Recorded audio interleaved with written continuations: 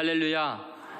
주님을 찬양합니다. 오늘 선포된 말씀이 여러분 각 사람에게 꼭 필요한 은혜가 될 줄로 믿습니다. 너는 빨리 달리라 라는 제목으로 말씀을 대언하겠습니다. 오늘 이 아가서를 오늘 또 하게 되니까 지난주로서 아가서 끝난 줄 알았다가 한 번 더 한다니까 여러분 반가워하시는 분도 있고 또는 아직도 안 끝났나 그런 분들이 있는 것 같습니다. 여러분 이 아가서 전체를 통해서 남녀 간의 아주 애절하고 뜨거운 사랑이 얼마나 거룩한 하나님 아버지의 우리를 향한 사랑과 연결되는지 우리의 몸으로 하나님의 거룩한 사랑을 체득할 수 있는 놀라운 기회를 우리는 그동안 갖게 되었습니다. 솔로몬 왕이 그 천한 술람미 여자를 그렇게까지 사랑하고 모든 걸 해주고 그녀를 위해서 모든 고난을 감수하면서까지 사랑했죠. 그것 때문에 술람미 여인은 부족함이 없는 사람이 되었습니다. 너무너무나 당당하고 멋진 여인으로 완전히 거듭나게 됐죠. 근데 여러분 그 사랑의 이야기의 마지막 결론을 오늘 13절과 14절로 맺고 있다는 것은 대단히 중요한 의미가 있습니다. 그 받은 사랑 어떻게 유지하느냐가 정말 힘들거든요. 사랑이 지속 가능한가? 사실 여러분 사랑할 때는 불같이 사랑하지만 그 사랑이 이내 식어지기가 쉽거든요. 도대체 어떻게 해야 진실한 사랑을 계속해서 유지할 수 있을까? 그 가장 핵심적인 가치는 어디에 있는 걸까? 오늘 그 비밀을 이야기해 주고 있습니다. 그래서 13절에 솔로몬 왕이 요청하는 이야기가 나오고요. 그 다음에 14절에서 술람미 여인이 또 요구하는 게 있습니다. 정말 사랑을 지속 가능하게 하는 아주 시급하게 우리가 집중해야 되는 중요한 문제가 뭘까요? 신앙생활이라는 게 어디에 끊임없이 매달려야 할까요? 도대체 무엇을 위해서 급히 우리는 달려가고 노력하는 신앙생활을 해야 할까요? 그래서 오늘 너는 빨리 달리라 라는 본문에 있는 내용으로 정말 사랑을 유지하기 위해서 우리가 시급히 노력해야 되는 가장 중요한 요소에 대해서 이야기를 나누려고 합니다. 여러분도 마찬가지입니다. 정말 사랑하는 사람과의 관계를 유지하고 또 주님과의 사랑을 계속 유지하는데 결정적으로 중요한 이야기들을 우리가 나누려고 합니다.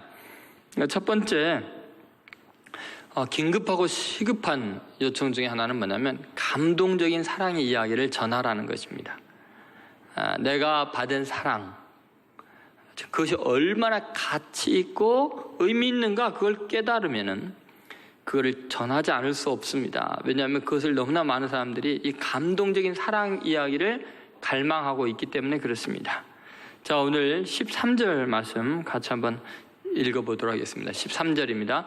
너 동산에 거주하는 자야, 친구들이 내 소리에 귀를 기울이니 내가 듣게 하려무나 그랬습니다. 여러분, 아름다운 사랑 이야기는요 모든 사람이 듣고 싶어 하고요 사람들의 마음을 감동시키고 치유하는 능력이 있습니다. 여러분 사람들 만났을 때 여러분 지식을 이야기하려거나 신앙의 스타일을 전하려고 하거나 신념을 전하려고 하면요 그 사람들이 경계하거나 거부하거나 속으로 꽁 하고 마음을 닫아버립니다. 여러분 친구가 되고요 가장 깊은 관계를 유지하는 방법은 간단합니다. 여러분 연애하던 이야기 해주면 됩니다. 아내와 어떻게 결혼하게 됐는가 사랑 이야기하면요 다들 재밌어 하고요 그 기쁨으로 듣고 지루한 줄 모르고 듣습니다. 여러분 오늘 지금 이 술람미 여인이 그동안 놀라운 왕의 사랑을 받아왔잖아요. 그런데 그 이야기를 사람들은 듣고 싶어 한다는 것을 분명하게 밝히고 있죠. 13절을 다시 보시면 이런 표현이 나오죠. 너 동산에 거주하는 자야, 친구들이 내 소리에 귀를 기울이니. 자, 여기 보세요. 친구들이 내 소리에 귀를 기울이니. 여러분 술람미 여인이 많이 배운 사람입니까? 아니 술람미 여인이 뭐 똑똑한 여자입니까? 왜 왕의 친구들이 왜 술람의 여인의 친구들이 술람의 여인의 말에 그 소리에 귀를 기울일까요? 여러분 왜 그럴 것 같아요? 왜 술람의 여인이 인기가 좋아졌어요? 왜 사람들이 술람의 여인에게 소리를 듣고 싶을까요? 왕의 사랑을 받은 여자니까. 도대체 네가 어떻게 했으면 왕이 너를 사랑하느냐? 왕이 너를 사랑하는 방법은 어땠느냐? 왕이 준 선물은 뭐냐? 너가 왕의 사랑을 받으면서 달라지는 게 뭐냐? 도대체 너는 왜 이렇게 기쁜 거냐? 도대체 왕이 너를 왜 사랑하는 거냐? 그 사랑의 이야기가요, 너무너무 궁금한 거예요. 오빠들에게 그렇게 천시를 받고 아주 정말 사람들이 멸시받는 직업에 그냥 온 햇빛에 얼굴을 들판에서 다 새까맣게 태워져가지고 염소 가죽처럼 시커먼 여자가, 양이나 치고 염소나 치면서 냄새나는 그 여자가 하루아침에 왕의 사랑하는 애인이 되고, 왕이 그 여자 때문에 헐레벌떡 뛰어다니고 그 여자를 위해서는 뭐든지 해주고 그 여자를 높이고 그 왕에게 사랑받는, 그러므로 말미암아 가장 밑바닥 인생이 가장 거룩하고 위대하고 영광스러운 모습이 되는 걸 보면서 사람들은 궁금한 거죠. 술람의 여인에게 계속 물어보겠죠. 야, 왕이 너 어떻게 사랑하다? 도대체 어떻게 왕의 눈에 띄었니? 너 같은 여자가 왕한테 사랑받는다면 나도 가능성이 있을 것 같은데. 그 이야기를 들으면서 희망을 품게 되겠죠. 여러분, 사람들은요 온통 사랑 이야기에 목말라 합니다. 지금 여러분 드라마 좋아하세요? 언제부터 드라마 보기 시작했어요? 근데 여러분 드라마를 처음 볼 때가 언제였어요? 그리고 그 드라마의 주제가 뭐예요? 뭔 이야기 하는 거예요? 뭐 주인공이 그 여자 위해서 목숨을 바쳐 사랑했더라, 그런 이야기가 계속 되는 거 아니면 뭐 다른 이야기 있어요? 내내 사랑 이야기잖아요. 아니 그런데 작가가 바뀌고 주인공이 바뀔 뿐이지 내내 사랑 이야기인데 또 봐요? 여러분 그 드라마 지금 요새 뭐 하는지 모르지만 그거 끝난 다음에 또 무슨 이야기 할까요? 내내 사랑 이야기 아니에요? 도대체 그거 보면서 뭐가 그렇게 신이 나요? 네? 뭐 다른 이야기 있어요? 내내 사랑 이야기잖아요. 근데 왜 사람들은 드라마와 소설과 영화와 전설과 신화를 통해서 계속해서 한 주제인 이 사랑에 대해서 그렇게까지 목말라하고 듣기를 원할까요? 그 내면에 사랑에 대한 갈증이 있는 거예요. 사랑받고 싶은 거예요. 그래서 이야기 속에 있는 주인공처럼 나도 놀라운 사랑받고 싶다. 여러분 술람미 여인을 보면요 사람들이 정신을 못 차려요. 그녀에게 달려가서 이야기 좀 해달라. 오늘은 왕에게 무슨 편지 왔는데 오늘 왕이 어떻게 너를 사랑하든 도대체 왜 너를 사랑하는 거니? 여러분 세상 사람들이 가장 듣고 싶은 것이 왕이 나를 사랑한다는 그 이야기 아니에요? 여러분 얼마 전에 영화 중에 신데렐라라는 영화 나왔나요? 제가 잘 몰랐거든요. 그런데 며칠 전에 그 황성주 박사님, 목사님이기도 하고 CEO이면서도 아주 훌륭한 일을 하시는 분이죠. 그분을 만났는데 그분이 저한테 대뜸 신데렐라 봤어요? 그러는 거예요. 그래서 제가 속으로 무슨 신데렐라를 봐? 그 이야기 모르는 사람이 어디 있어? 이런 생각을 했어요. 그랬더니 하시는 말씀이 꼭 보세요 목사님. 그러면서 하시는 말씀이 우리 어머니는 한 4번 보신 것 같고요, 제 아내는 한 3번 본 것 같고요, 나도 지금 몇 번 보려고 그래요. 아니 신데렐라 이야기를 왜 봅니까? 속으로 그랬죠. 근데 여러분 생각해 보세요. 여러분 신데렐라 이야기 몰라요? 아니 월트 디즈니에서 제정신이 나간 거예요? 그 동화로 모든 사람이, 전 세계 사람이 다 아는 이야기를 영화로 또 만들어요? 근데 그걸 갖다가 또 시간 내고 돈 들여서 보는 사람들은 또 뭐예요? 그것도 몇 번을 봐요? 그래요. 봐도 감동이 되는 거. 왜요? 그렇게 천하고 멸시받고 계모와 또 언니들에게 그렇게 구박을 받는데 왕자님이 그녀를 사랑했던 인생이 완전히 바뀐 거예요. 너무너무나 존귀해진 거예요. 왕자님의 사랑 이야기, 그런 왕자에게 사랑받는 이야기, 그래서 인생이 바뀐 이야기를 들으면서 보면서 하늘 왕자님, 그 예수님의 사랑을 우리가 갈망하고 있는지 몰라요. 여러분 한번 생각해 보십시오. 여러분 생각에는 신데렐라에 나오는 왕자님이 위대합니까? 예수님, 하늘의 왕자님이 더 위대합니까? 근데 그 왕자가 신데렐라 인생 바꾼 게 더 큰 역전입니까? 아니면 어둠의 자식이었고 죄악에 찌들려 있고 지옥에 불탈 수밖에 없는 우리를 구원하려고 십자가에서 하늘의 왕자님 피 흘려 죽으시고 우리를 끝까지 용납하시고 우리를 사랑하신 그 이야기가 더 위대합니까? 어느 이야기가 더 감동적일까요? 왜 돈 내고 교회를 가요? 아니 왜 그 영화관을 가요? 교회로 오셔야지. 여러분, 세상에서 가장 감동적인 사랑 이야기는 예수 그리스도의 사랑 이야기 아니에요? 다른 사람이 주인공이 아니라 여러분 앉아있는 여러분이 주인공이라고 주님이 말씀하시잖아요. 너를 위해서 내가 벌거벗겨 진짜 십자가에 죽을 수도 있고 너를 위해 못할 게 없고 네가 어떤 상태든 너를 사랑하고 너가 얼마나 귀한데.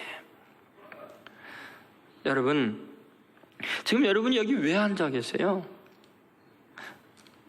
저의 말을 듣고 싶어서 오셨어요? 여러분, 제가 과학적인 지식이 뛰어나서 놀라운 새로운 기술에 대한 이야기를 할까요?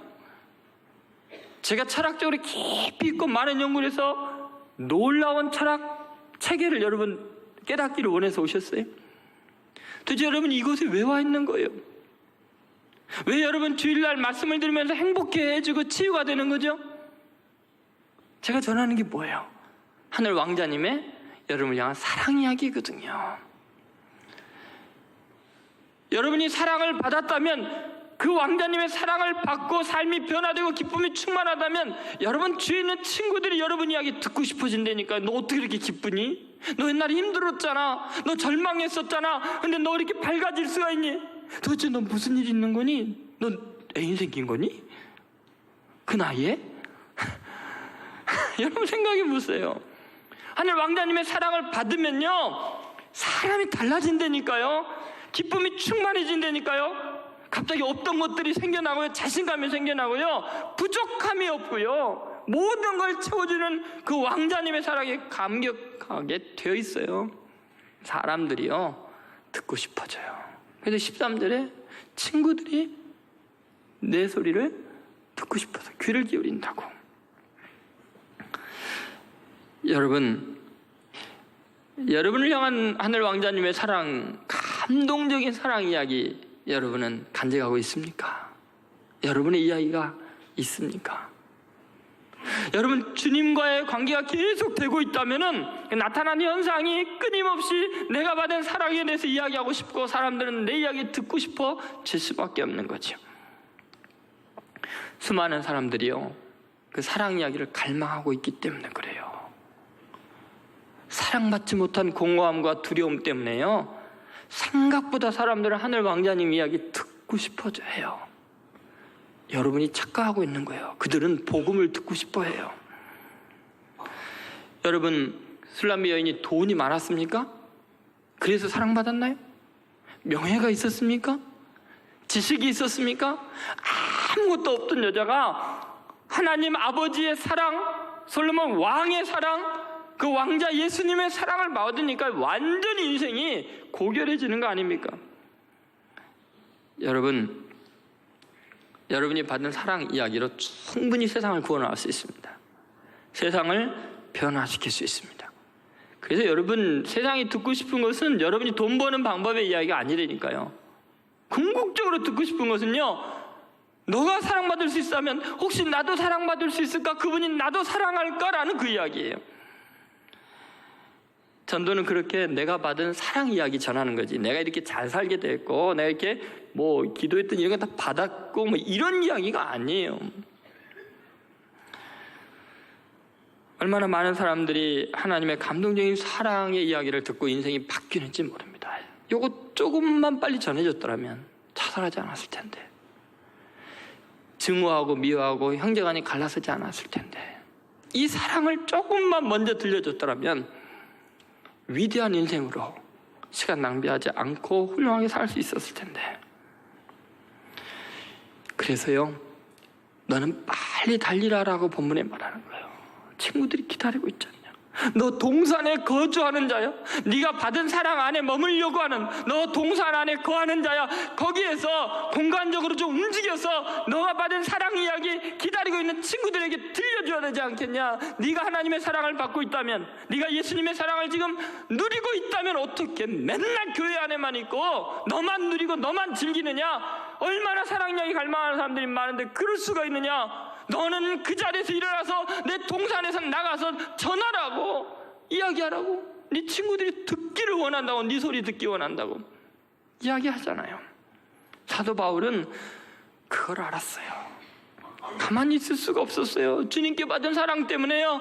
그는 자기 인생을 표현할 때 나는 달려가는 인생이다라고 이야기해요. 이 사랑을, 이 은혜의 복음을 증거하기 위해서 달려간다고.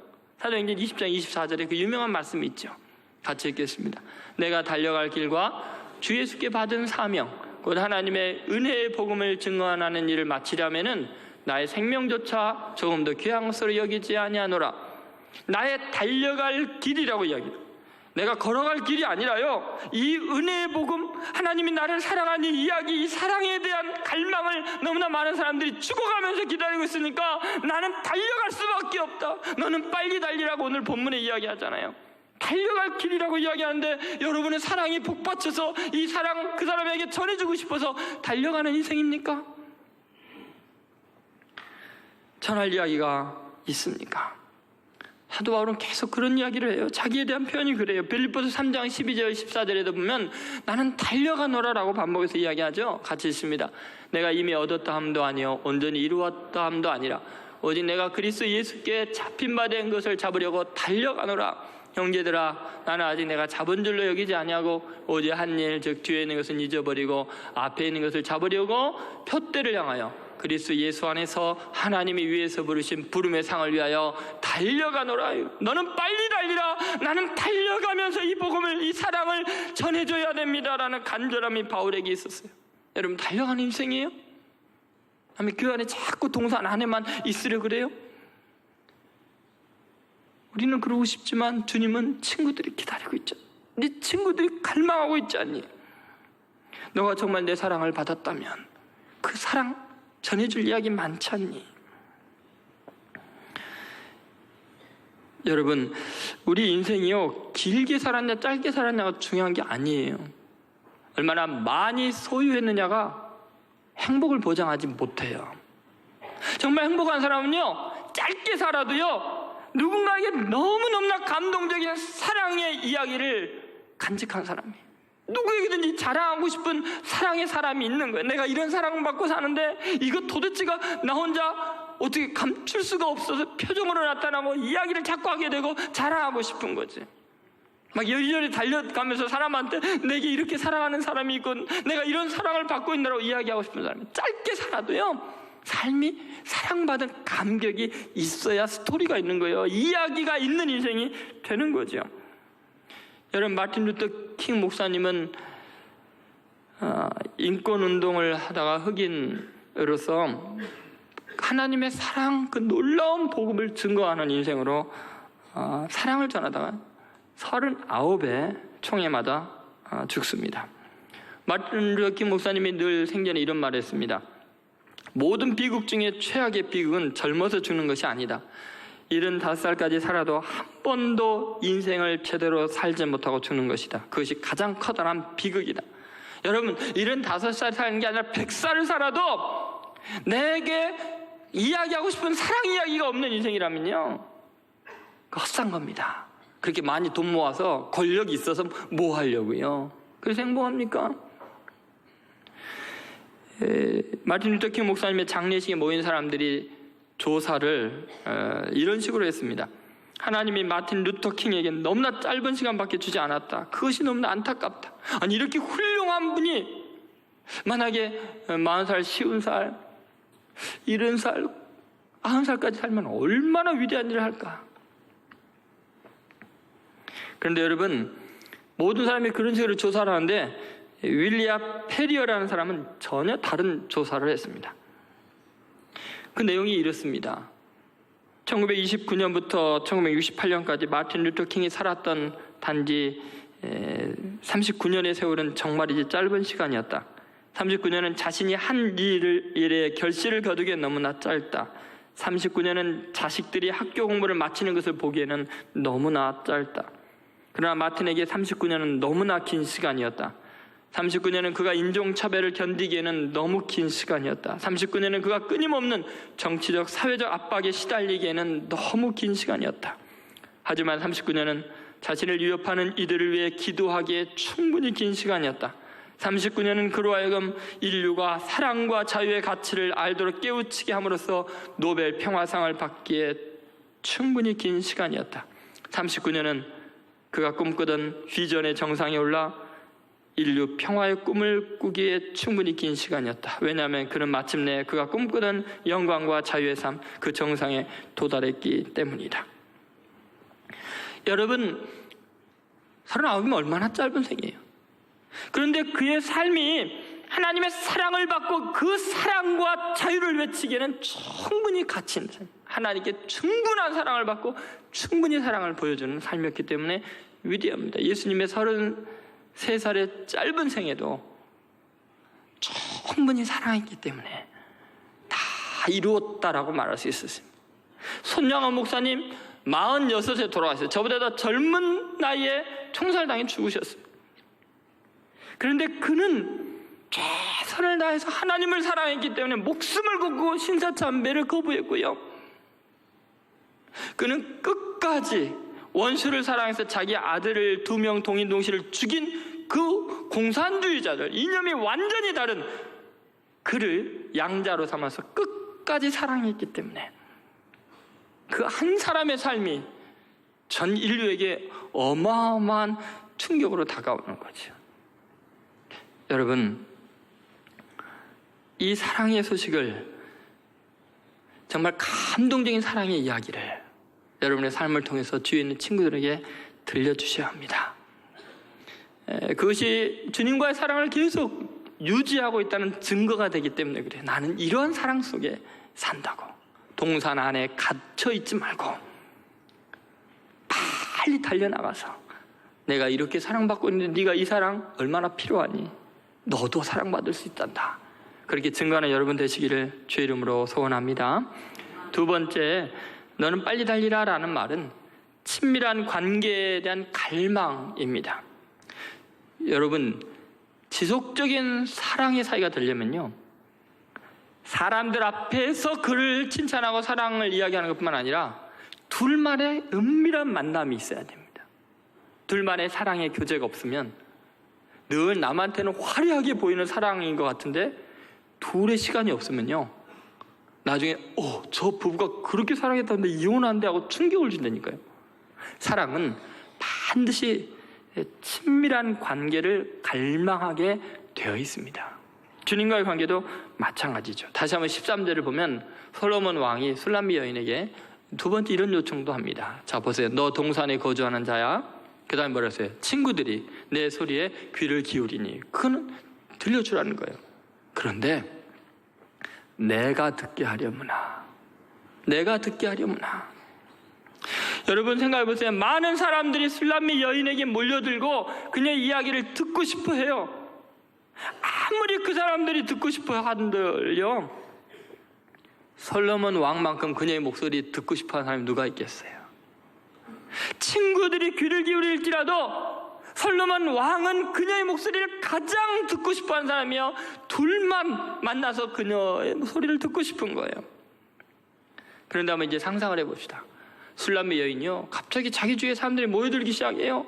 이 남자 저 남자들이 솔로몬 왕의 사랑 이야기를 듣고 싶어하고, 이런 여자 저런 여자들이 와서 어떻게 하면 왕에게 사랑받을 수 있니? 그 비결이 뭐니? 네가 쓰는 향수는 뭐니? 옷은 뭐 입었길래 그렇게 그 사람이 반하니? 하면서 많은 사람들의 주목을 받기 시작할 거예요. 그 천했던 여자가 이렇게 존귀해지는 비법이 뭘까? 그녀가요, 멸시와 천대를 받고 소외되고 외롭게 들판을 헤매다가 드디어 사람들이 자기에게 모여들기 시작하고 그러면서 얼마나 행복하겠어요. 친구들이 자기를 기다리고 듣기를 원한다는, 자기 소리 듣기 원한다는 걸 알면서 부지런히 친구들을 만나고 다녔다고 한번 생각해 보십시오. 너무 바빠갖고 솔로몬 왕을 만날 시간이 없습니다. 왜요? 스타가 되었거든요. 모든 사람들이 자기를 원하거든요. 그래서 솔로몬 왕은 늘 기다리고 있습니다. 여러분, 우리는 때로 그렇습니다. 주님의 사랑을 이야기하고 주님의 사랑을 전하고 주님의 사랑에 감겨 주님을 위한 일을 많이 하느라고 바빠서 주님 만날 시간이 없습니다. 무엇을 꿈꾸는지, 왜 그렇게 바쁜지, 주님의 사랑에 대한 증거가 그렇게 많은데 정작 주님은 내 목소리를 들을 수가 없습니다. 그래서 주님이 내가 내 소리 듣게 하려무나 계속 주님이 기다리시는 거예요. 너 뭐 이렇게 바쁘니? 나를 위해서 뭐 하는 일이 그렇게 많으니? 무슨 나에 대한 이야기를 그렇게 많이 하니? 나에 대한 이야기 하지 말고 너 이야기 나에게 들려주라. 나 좀 만나자. 나와 대화 좀 하자. 나 외롭다. 여러분, 너무나 많은 사람들은 주님의 일을 하면서 주님을 소홀히 하고 있습니다. 너무나 많은 사람들은 종교적인 의식과 행사와 거룩한 예배를 드리면서 정작 주님 앞에 자기 목소리 한번 들려주지 않습니다. 주님께서 우리를 위해서 십자가에 못 박혀 죽으시고 우리를 구원하시고 우리에게 놀랍고 위대한 사명을 주신 것, 그것은 궁극적으로 주님이 우리와 동행하기를 원하셔서 그런 것입니다. 우리는 주님을 소홀히 해서는 안 됩니다. 주님은 우리를 구원하신 목적이 주님과 교제하기 위해서입니다. 더 사랑하기 위해서입니다. 더 친근히 하려고 구원하셨습니다. 그래서 주님은 예전부터 너는 나의 벗이다 라고 이야기합니다. 이사야서 41장 8절에 보면 같이 있습니다. 그러나 나의 종 너 이스라엘아, 내가 택한 야곱아, 나의 벗 아브라함의 자손은 나의 벗이라고 이야기합니다. 주님은 요한복음 15장 14절 15절에서 우리를 친구라 하겠다고 이야기하셨습니다. 너희는 내가 명하는 대로 행하면 곧 나의 친구라. 이제부터 너희를 종이라 하지 않는 종은 주인이 하는 것을 알지 못함이라. 너희를 친구라 하였노니 내가 내 아버지께 들은 것을 다 너희에게 알게 하였습니다. 친구다 이야기합니다. 여러분, 정말 중요한 것이 뭐냐? 우리는 하나님을 위해서 일하는 것보다 하나님과 만나고 하나님 자체를 소원하기를 하나님은 원하십니다. 예를 들어서 엘리야를 한번 생각해 보세요. 엘리야가요 850명의 바알과 아세라 선지자들을 다 제거하는 엄청난 갈멜산의 대전투에서 신앙의 승리를 거두었습니다. 3년 6개월 동안 흉년이 들어서 다 굶어 죽어가고 있는데 하늘에서 비가 억수같이 쏟아지게 했습니다. 자기는 지금 온 세상을 뒤집어 엎을 것 같은 위대한 영적인 능력과 권능을 지니고 있습니다. 그래서 하나님을 깊이 만나려고 했습니다. 어마어마한 바람이 붑니다. 사령 풍조가 일어나고 세상이 다 뒤집어질 것 같습니다. 그런데 그 가운데 하나님이 안 계셨습니다. 지진이 일어나고 세상이 다 뒤집어지고 기초가 흔들리는 것 같은, 정말 혁명이 일어나는 것 같은 그 지진 속에 여전히 하나님이 계시지 않았습니다. 온 세상의 죄악을 다 불태울 것 같은 엄청난 불길 속에도 하나님이 계시지 않았습니다. 그런데 놀랍게도 아무도 없는 조용한 곳에서 세미한 음성 속에 거기에 주님이 계셨습니다. 열왕기상 19장 12절에 그렇게 기록이 되어 있습니다. 같이 읽겠습니다. 또 지진 후에 불이 있으나 불 가운데도 여호와께서 계시지 아니하시더니 불 후에 세미한 소리가 있는지라. 여러분, 세상을 움직이는 바람을 일으키려고 하지 마십시오. 그렇게 위대한 일을 한다고, 지진처럼 세상을 뒤흔들어 놓는다고, 세상의 죄악을 내가 불태우고 정화시키겠노라고 그렇게 위대한 일을 한다고 하나님을 만나는 게 아닙니다. 하나님은 조용하게 내 음성 듣기를 원하십니다. 세미한 음성으로 만나기를 원하십니다. 네가 행하는 거창한 일들 다 내려놓고 너 단독자로 만나자. 치장하지 말고 홀로 대면하자. 그래서 주님이 거듭거듭해서 하신 이야기가 그 이야기입니다. 마태복음 6장 6절에 신앙이란 이런 거라는 거죠. 같이 있습니다. 너는 기도할 때 내 골방에 들어가 문을 닫고 은밀한 중에 계신 내 아버지께 기도하라. 은밀한 중에 보시는 내 아버지께서 갚으시리라. 여러분에게는 은밀한 골방이 있습니까? 사람들이 보이는 그런 신앙생활 말고요, 아무도 모르는 곳에서 은밀한 곳에서 기다리는 그 주님을 향해서 너는 빨리 달려오라는 말씀을 듣고 주님 기다리세요. 그 골방으로 내가 달려가겠습니다. 은밀한 중에 보시는 주님, 당신을 만나기 위해서 내가 문을 닫겠습니다. 세상을 향한 문을 닫고 내 주님을 만나기를 원합니다. 주님 내 소리 듣기를 원하셨죠? 빨리 달려오라 하셨죠? 제가 세상 것 다 미뤄두고요, 주님에게 내 음성 들려드리려고 왔습니다. 여러분, 우리는 하나님을 세상 가운데 열방 가운데 높일 수 있는 큰 일을 꿈꾸는데 주님은 잠잠히 있으라고 하십니다. 시편 46편 10절에 보면은 이런 말씀이 있습니다. 같이 읽겠습니다. 이르시기를 너희는 가만히 있어 내가 하나님임을 알지어다. 내가 문나라 중에서 높임을 받으리라. 내가 세계 중에서 높임을 받으리라 하시다. 여러분, 어떻게 하나님이 나라 중에서 세계 중에 높임을 받아요? 너 가만히 있으면 돼. 너는 가만히 있어. 나와 대화하자. 나 좀 만나자. 너 나 좀 쳐다봐라. 너는 맨날 뭐 바쁘냐 그렇게. 맨날 남의 신앙이나 간섭하고 네가 세상을 흔들겠다고. 아니야, 너 나와 대화한 적이 없잖아. 사람들 앞에서 대표 기도하는 것이 나 만난 거냐? 은밀한 골방에서 나는 기다리고 있는데 너는 맨날 떠들고 다니느냐? 너는 가만히 있어. 내가 하나님됨을 알지어다. 시편 145편 18절에 여호와께서는 자기에게 간구하는 모든 자, 곧 진실하게 간구하는 모든 자에게 어떻게 한다고요? 가까이 하시는도다. 여러분, 진실하게 간구하십니까? 하나님 앞에 홀로 새벽에, 홀로 밤에, 점심시간에. 주님은 그러잖아요. 내가 너 목소리를 듣게 하려무나. 솔로몬 왕이 술람 여인에게 이야기하잖아요. 예수님 생각해 보세요. 그 많은 무리들이 예수님을 필요로 합니다. 나병 환자와 병든 자와 죽은 자와 굶주린 사람들에게 오병이의 기적과 온갖 기적을 행하는데 그 은혜로운 말씀을 들으려고 무수하게 많은 사람들이 예수님이 용신할 수 없을 만큼 모여듭니다. 근데 예수님은요, 놀랍게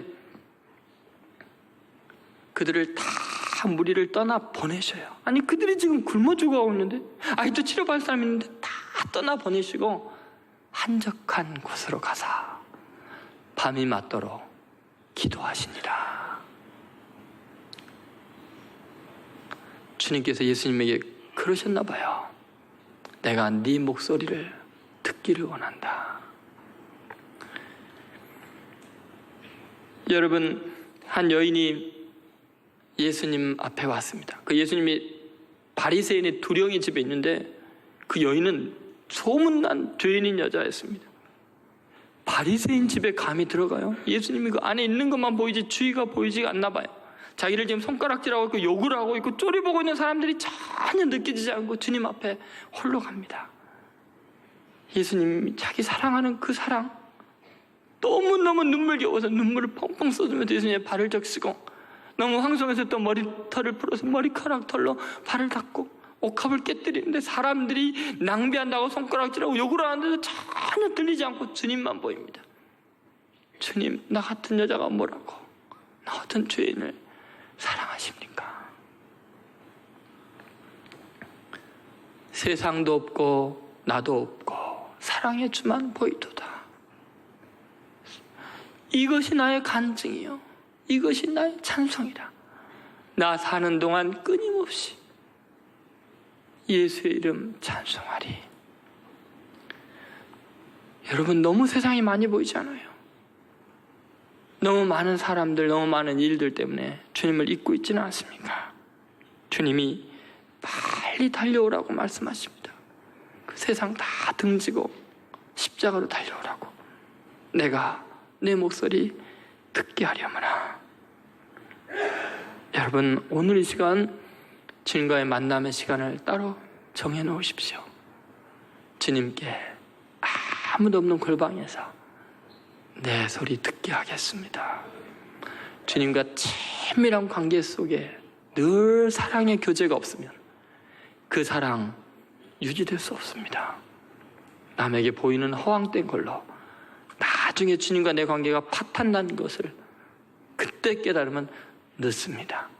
주님을 친밀히 가까이 하는 기도의 생활 계속하시기를 주의 이름으로 소원합니다. 세 번째, 너는 빨리 달리라 라는 말씀은 애절한 기다림을 의미합니다. 그것은 재림에 대한 갈망입니다. 여러분, 사랑의 관계 유지의 필수적인 요소는 만나고 싶은 마음이에요. 기다림입니다. 만나는 것이 소원이어야 합니다. 슐라미 여인은 솔로몬 왕이 내가 네 목소리를 듣게 하려무나 하니까 정신이 번쩍 드는 거예요. 친구들에게 정신이 없었는데 맞아 내 사랑하는 님이 꽃향기 가득한 동산에서 날 기다리고 있는데, 그렇다면 솔로몬 왕이시여, 빨리 우리가 만나는 그곳으로 달려오세요. 노루처럼, 어린 사슴처럼 기쁨으로 뛰어서 오세요. 내가 그곳에서 모든 사람 다 잊고 당신과 만나기를 원합니다. 빨리 오세요. 만나는 것이 내 소원입니다. 그래서 14절에 그런 이야기를 하는 거죠. 슐라미 여인이 하는 말입니다. 같이 있습니다. 내 사랑하는 자야, 너는 빨리 달리라. 향기로운 산 위에 있는 노루와도 같고 어린 사슴과도 같아라. 주님 기쁘게 노루처럼 뛰어서라도 빨리 재림하세요. 빨리 오세요. 너무너무나 만나고 싶습니다. 빨리 달려오세요. 내게로 오세요. 주님 만나고 싶습니다. 여러분, 사랑하는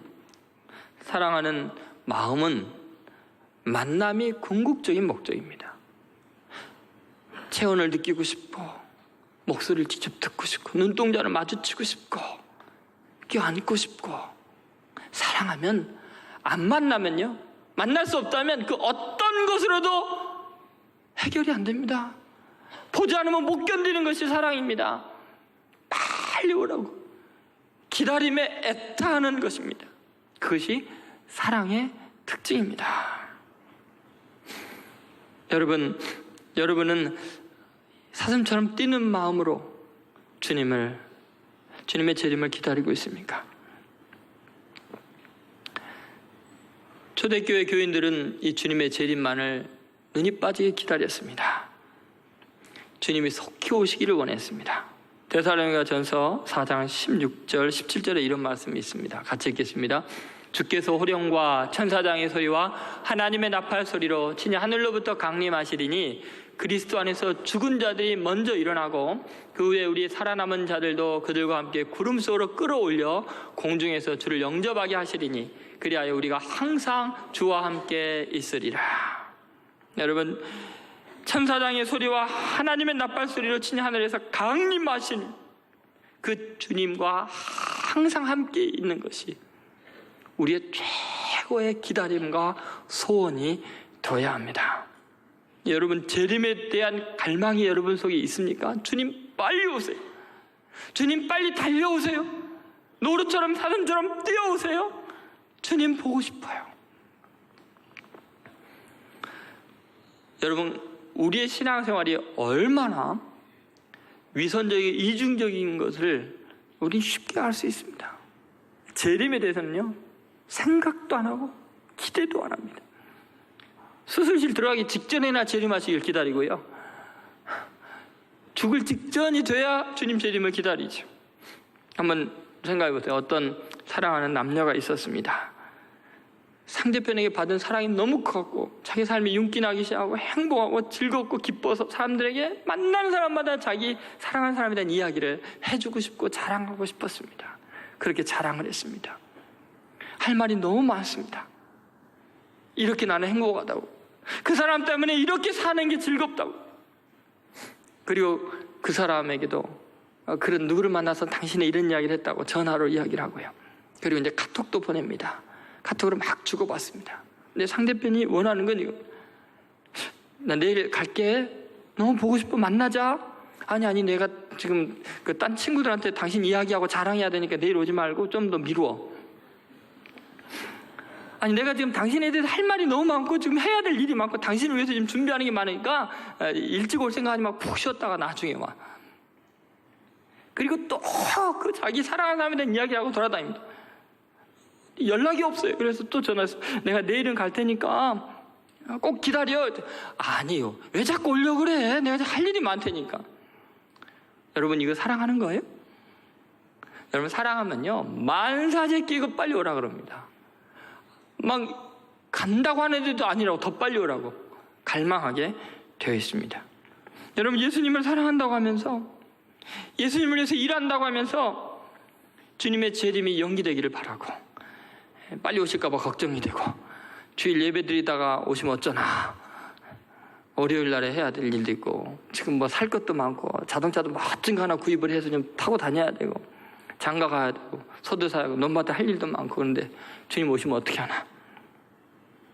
여러분 주님에 대한 재림에 대한 갈망, 주님을 만나서 영원히 그분과 함께 정말 꽃 같은 천국에서 지내고 싶은 열망이 없다면 여러분 사랑은 진짜 맞는 걸까요? 여러분 지금 주님과의 사랑 전선에 뭔가 문제가 있을 수 있습니다. 재림을 기다리지 않는다는 것은 외면적으로는 주님을 사랑한다고 종교의식을 열심히 행하지만 내면에서는 주님보다도 세상을 더 사랑한 거죠. 주님의 사랑을 이용해서 자기의 가치를 높이고 있고 더 즐기고 싶고 세상에 있고 싶은데 주님 오면 안 되죠 라는 생각을 하는 거죠. 여러분 빨리 달려오라고. 주님에 대한 재림의 갈망 여부가 우리가 세상을 사랑하는지 주님을 사랑하고 있는지 우리도 모르는 그 상태를 진단해 줍니다. 64년째 홀로 남편을 기다리는 할머니가 있습니다. 전북 전주 어느 동네 부녀회장이 평소 알고 지내는 할머니를 방문했습니다. 영하 10도로 오르내리락한 그 냉골인 방에 할머니가 이불과 옷을 겹겹이 입고 누워있는데 식사도 제대로 못해서 탈수 상태에 빠져 있어서 급히 병원으로 옮겼습니다. 동네 사람들이 이 할머니를 망부석 할머니라고 부릅니다. 수도권에 사는 자녀들이 빨리 오셔서 같이 살자 그래도 절대로 그 집을 안 떠나는 거예요. 왜 그런가 했더니 1950년에 남편이 공산군에게 끌려갔는데 생사를 확인할 길이 없습니다. 근데 이 할머니는 남편의 생사를 확인하려고 만방의 노력을 기르는데 알 방법이 없어요. 그러니 뭐 그 남편을 기다릴 수밖에 없습니다. 너무 사랑하는 그 남편을 기다리는데 세상이 너무 막 바뀌는 거예요. 그 남편을 만날 수 있는 유일한 희망이라고는 남편과 함께 살았던 그 집밖에 없는 거예요. 그래서 그 집을 안 떠납니다. 왜냐하면 남편이 나중에 살아서 어떻게든지 그 나무를 넘어오거나 그렇게 되면 자기를 만나는 방법은 그 집에 오는 길밖에 없잖아요. 주위에 있는 집들이 다 개량을 해서 완전히 새로운 분위기로 바뀌었고 주위가 발전했는데 할머니 집만 그대로 초가집같이 쫙하게 있는 거예요. 아주 64년 훨씬 더 된 집이니까 다 허물어져가고 그렇게 추한데도 집을 안 고치는 거예요. 왜냐하면 남편이 탁 보고 바로 그 집인 줄 알아야 되니까. 지붕이 세니까 지붕만 개량했어요. 그러니 얼마나 춥고 얼마나 불편하겠어요. 높은 가격에 그 집을 팔라는 여러 차례 도시개발하는 사람들의 요청이 있는데도 안 팝니다. 그러면서 그가 이런 말을 했어요. 언젠가는 남편이 살아서 돌아옵니다. 남편이 이 집 위치를 알고 있기 때문에 계속 이곳에서 내 남편 기다려야 합니다. 내 사랑하는 이를 기다려야 합니다. 여러분, 주님을 기다림이 여러분 마음속에 있습니까? 여러분을 위해서 십자가에서 피 흘려 죽으시고 사랑을 고백한 기도 때마다 응답하시고 도와주신 그 주님 만나기를 고대하십니까? 아니면 주님, 제가 기도 열심히 할 테니까 재림은 하지 마세요. 그냥 천국에 계셔요. 그러고 있습니까? 주님이 말씀하십니다. 내가 속히 오리라. 향기로운 산, 그 새 예루살렘과 새 하늘과 새 땅을 준비하고 너 데리러 속히 오리라. 아멘. 주 예수여 오시옵소서. 놀랍게도 이 아가서의 마지막 장면이 두 구절과 요한계시록의 마지막에 있는 장면이 일치합니다. 성경 전체가 사랑의 이야기였다면 마지막 주님이 하고 싶은 말은 뭐냐면 요한계시록 22장 20절에 있는 말씀이에요. 한번 같이 읽어보겠습니다. 이것들을 증언하신 이가 이르시되 내가 진실로 속히 오리라 하시거늘 아멘. 주 예수여 오시옵소서. 아가서도 그래요. 정말 사랑한다면 나 너 빨리 만나고 싶다. 아멘. 주 예수여 오시옵소서. 빨리 달려오십시오. 노루와 어린 사슴처럼 내게 뛰어오십시오. 내가 주님을 맡겠습니다. 사랑에 대한 놀라운 이야기는 그렇게 만나고 싶은 애절한 소원으로 마무리되고 있습니다. 여러분이 끊임없이 보고도 또 보고 싶고 그립다면 진짜 사랑하는 겁니다. 한 크리스찬 유명한 찬송가 작가인 분이 아침에 눈을 뜨면 이랬대요. 창문을 활짝 열면서 주님 오늘 아침에 오시는 겁니까? 저녁에 자기 전에 커튼을 닫으면서 주님 오늘 밤에 오시는 거지요. 눈을 뜨나 눈을 감으나 주님을 기다렸대요. 그 속에서 너무너무 아름다운 찬송이 많이 300편 이상의 찬송이었고요. 우리나라 찬송가에도 그분의 찬송가가 7편이나 있다고 해요. 저는 여러분들이 낮에나 밤에나 눈물 머금고 내 주님 오시기를 기다렸던 우리 믿음의 선배들처럼 주님을 고대하고 사모하는 그런 분들 되시기를, 그런 신앙의 고백이 있는 성도들이 되시기를 간절히 소망합니다.